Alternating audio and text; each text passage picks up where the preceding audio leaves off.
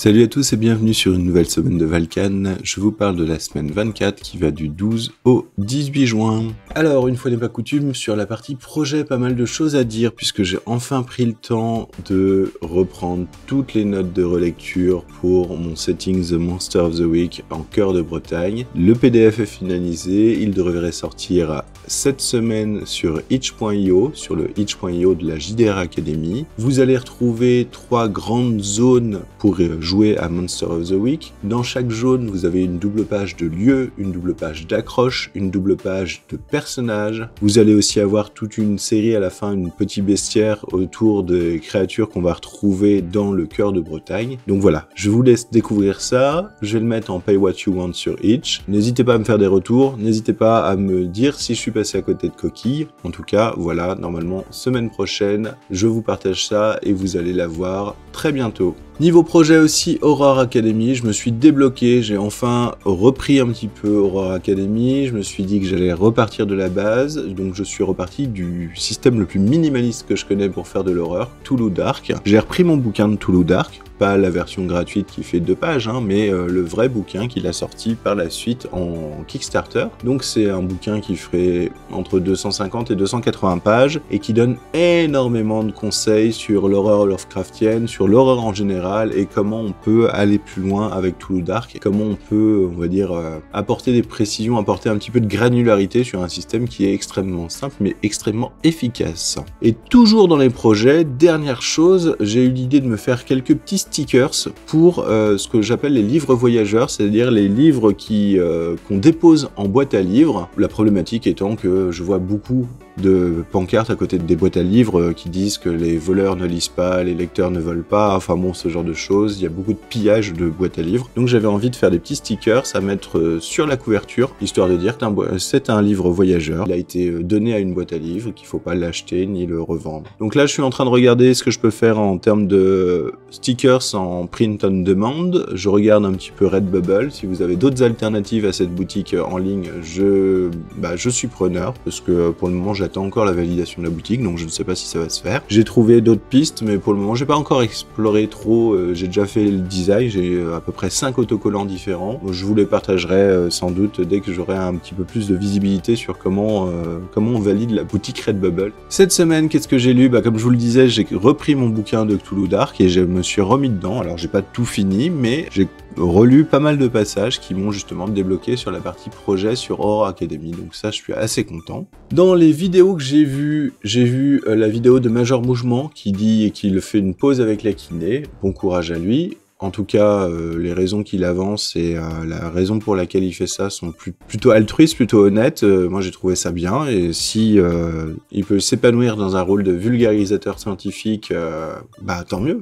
Tant mieux, ça sera très bien. J'ai vu aussi How to Manage Information Overwhelm de Julie Zhao. Alors, désolé, mais là, pour le coup, autant j'adore ce qu'elle fait en règle générale, autant cette vidéo, j'ai eu beau la regarder 3 fois, je n'arrive pas à capter un truc qui me servirait, j'arrive pas elle percute pas chez moi en tout cas. Donc je vous la partage, dites-moi ce que vous en pensez parce que je ne suis même pas sûr de me souvenir du contenu de la vidéo que j'ai regardée. C'est un peu dommage. Autre chose que j'ai regardé cette semaine, c'est la dernière saison de Rick et Morty, donc encore une de mes séries un peu binge que j'aime beaucoup.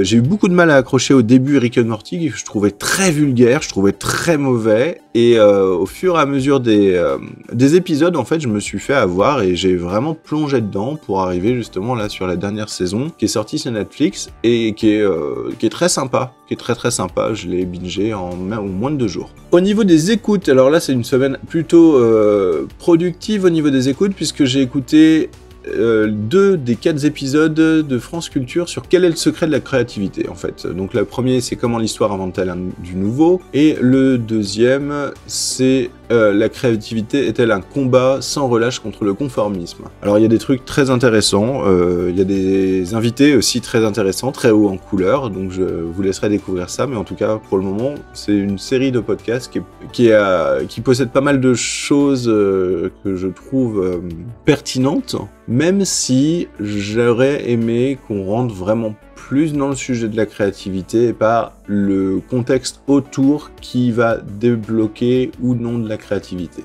C'est-à-dire que là, on ne parle pas de la créativité, mais on parle plutôt du contexte, de ce qu'il y a autour du terme de créativité, de ce qu'on met derrière, de comment ça a été récupéré derrière, etc.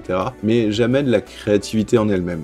Jamais de l'inspiration, jamais des méthodes des artistes, ce genre de choses. C'est un peu frustrant, je trouve, pour moi, alors que je m'attendais un peu à ça, avec un podcast, avec un nom comme Quel est le secret de la créativité, en fait. J'ai aussi écouté Beyond the Wall, la deuxième partie sur la JDR Academy, donc les collègues de la JDR Academy qui ont sorti le deuxième épisode, et donc la suite et fin de leur aventure sur le jeu de rôle Beyond the Wall, un jeu de rôle médiéval fantastique inspiré des légendes celtiques. Et ben c'est très sympa à écouter, j'ai beaucoup aimé, donc n'hésitez pas si vous avez l'occasion d'y aller. Petit aparté, cette semaine j'ai aussi écouté beaucoup de podcasts sur de la prise de notes pour voir un peu comment les gens faisaient pour présenter ça sans visuel en fait. Alors j'ai trouvé des podcasts, on va dire, de qualité diverses et variées, et l'idée derrière c'est que je puisse vous préparer des podcasts sur des sujets qui me tiennent à cœur, comme la prise de notes, comme Obsidian, comme le langage Markdown, comme la méthode Zettelkasten, ce genre de choses qui sont des trucs que je trouve très intéressants à connaître et donc que j'ai envie de partager. Donc je cherche le bon format, la bonne façon de faire et comment le rendre intéressant en podcast. Et donc là, ça me fait une transition avec ce que j'ai écouté aussi à côté, c'est-à-dire que j'ai écouté un podcast qui s'appelle Armand Vacrin, la dernière tournée. Alors Armand Vacrin, un joueur de rugby de l'équipe de Béziers, une légende, le record des titularisations en équipe de France, et il s'est suicidé, a priori, en 1993 dans un bar à Béziers. Et alors ce podcast-là, Armand Vacrin, la dernière tournée, c'est la suite d'un podcast qui a été sorti il y a quelques années qui s'appelle Le Canon sur la Tempe, où un jeune journaliste décide d'interroger les gens à Béziers pour essayer de recomposer l'histoire, d'accéder aux pièces du dossier, d'essayer de voir si Armand Vacrin s'est réellement suicidé dans ce bar à Béziers. Pour le coup, le format enquête policière, interview, ça marche extrêmement bien en podcast. Donc je vous invite à écouter d'abord Le Canon sur la Tempe, qui est vraiment excellent en termes de réalisation, en termes d'histoire. Même si vous n'aimez même pas de rugby, même si, enfin, franchement, vous commencez, même si vous avez absolument aucune affinité avec le sujet, comme moi, vous êtes capté directement et vous allez au bout, vous en rendez même pas compte. Et là, pareil, sur la suite, avec Armand Vacrin, la dernière tournée où il reçoit des nouveaux éléments pour justement son enquête, et bien ça repart pareil et on se fait happer dedans, c'est génial.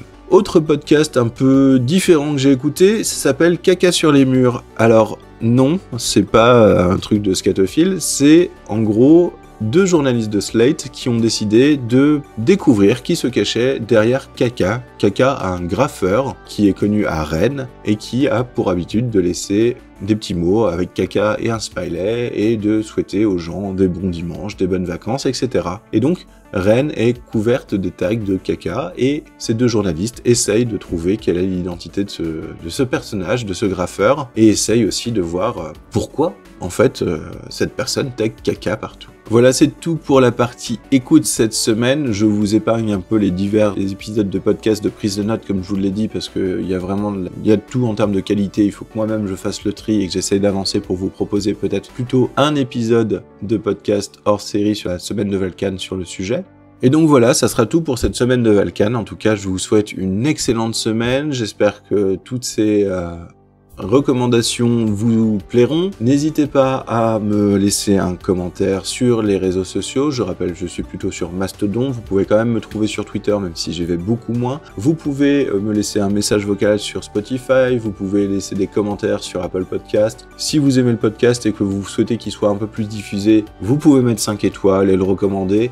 Après, moi, je préfère largement que vous me fassiez un retour, un petit mail, un petit message sur Twitter, sur Mastodon, un petit commentaire. Pour moi, rien qu'une personne qui me dit « Ah, j'ai beaucoup aimé cet épisode », ça vaut tous les 5 étoiles du monde. Donc, je vous souhaite une excellente semaine et je vous dis à la semaine prochaine. Allez, salut!